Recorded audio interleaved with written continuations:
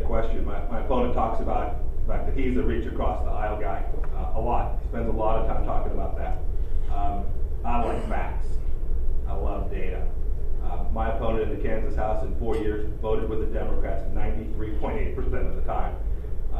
So when we talk about reaching across the aisle, no candidate is going to tell you that he won't. I absolutely won't. If the best idea comes from Nancy Pelosi, I assure you I will support it vigorously and with all of my energy.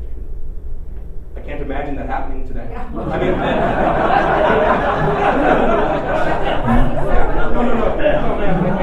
I didn't mean to. I absolutely could be the case. And there are certainly places where both parties posture and take silly positions, and it's not productive for America. And that's equally outrageous and equally angering. But I'm always careful and I've been asked this question a handful of times, I'm always careful also to be candid with people about my willingness to reach across the aisle. If I think they're wrong, I'm not about to be reaching across the aisle. When the answer is no on an algebra test, when it's true false, you answer no. And the next one's no, you answer no. And you get to the third one, you're really worried because it could possibly be that 3 of these in a row are no, and yet it's no. And so we get called the party of no, and yet I don't see it that way. I've seen Republicans present incredibly good ideas about how to fix lots of things.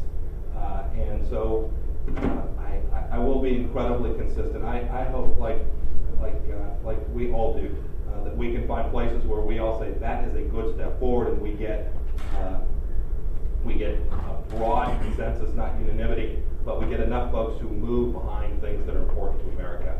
And the last thing I'll say about this is, sometimes people say, well, you're a politician now, and you used to be a businessman, and gosh, won't that be difficult? I don't know about you, but I'd never tell my customer how much they're going to pay for something, right? You walk in and say, I think it's worth $57.